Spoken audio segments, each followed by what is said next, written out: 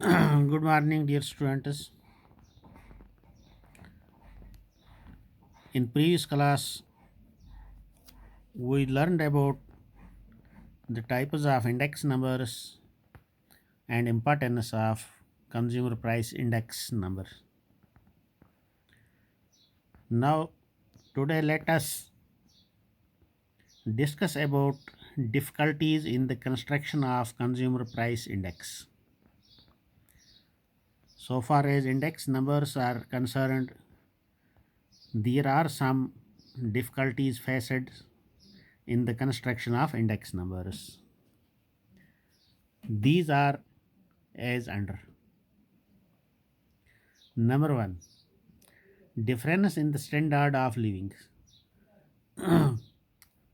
The standard of living of all the people is not same due to different living standards of different classes. There cannot be one consumer price index for different classes of society, as some people are rich, some are poor. So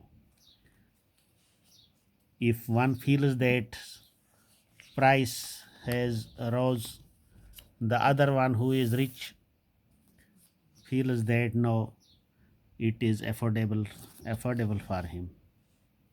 So it is one of the difficulties faced while constructing index numbers. Now secondly, difference in prices. The second difficulty in construction of index numbers is difference in prices. Price indices are constructed on the basis of retail price, and retail prices vary from place to place and shop to shop.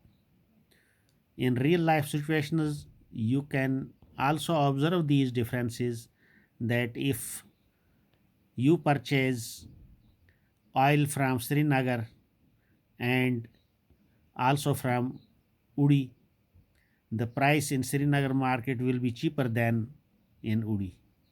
And some products which are locally produced in Udi, their price is cheaper in Udi as compared to Srinagar. So difference in prices is also one of the difficulties faced while constructing consumer price indices. Now, because prices vary from place to place, shop to shop, so it is very difficult to find a representative price for the construction of consumer price index. Now, thirdly, difference in the proportion of expenditure. Due to difference in proportion of expenditure of different classes, it is difficult to construct a cost of living index that truly reflect a change in the cost of living over time, because this proportion of expenditure is not same in all the classes. Different classes make different types of expenditure. Some people make 1000 for a month who are labor class. For an example, employees class, there are different employees, class 4th employees, then superior employees, gazetted, then super time scale. So their proportion of expenditure is not same. It varies from class to class and from place to place also. So this is also one of the difficulties faced in construction of index numbers. So these are some important topics and some main difficulties which are faced in the construction of consumer price index numbers. Now after this, let us talk about the uses of wholesale price index. What are the uses of wholesale price index? Now, wholesale price indices are often used to forecast demand and supply situation in the economy. So, on the basis of wholesale price index, we can predict what is demand in the society and what is position of supply in the economy, or say in the society. Now, second use of wholesale price index is that wholesale price index is also used to estimate the monetary value and real value of aggregators like national income and expenditure. And third use of Wholesale price index is that wholesale price index is also applied to calculate the rate of inflation in a country. Now these are mainly the uses of wholesale price index numbers. Now then there is a relationship between inflation and index numbers. Now inflation is measured in terms of changes in the wholesale price index based on weekly quotations of wholesale prices. Rise in prices does not mean inflation. Increase in wholesale price index over a long period of time implies a situation of inflation. It causes erosion of purchasing power of money. When there is a inflation, trade unions pester for higher money wages to compensate for the fall in purchasing power of the rupee.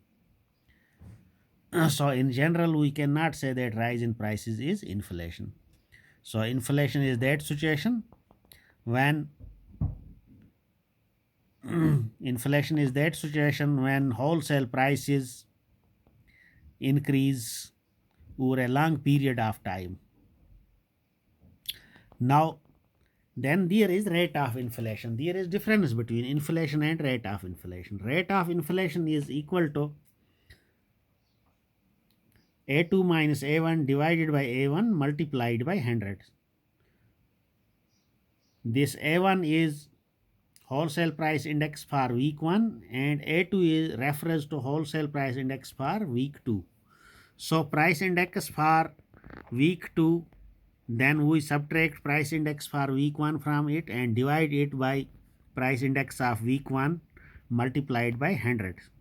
So this becomes rate of inflation. So then there is concept of Sensex. What is Sensex? Sensex is the index showing changes in Indian stock market.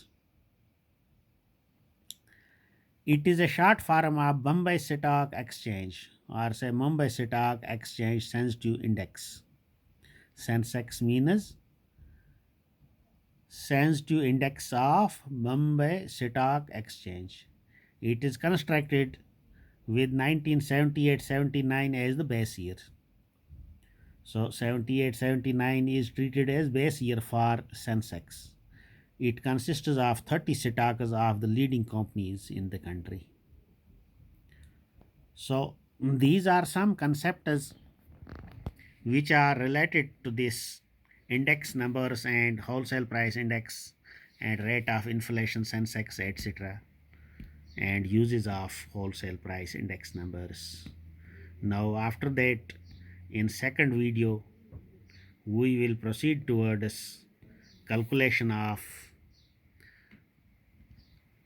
cost of living index numbers by simple methods and aggregate relative methods, weighted index numbers, etc. Their mathematical calculations will be taken in the next class.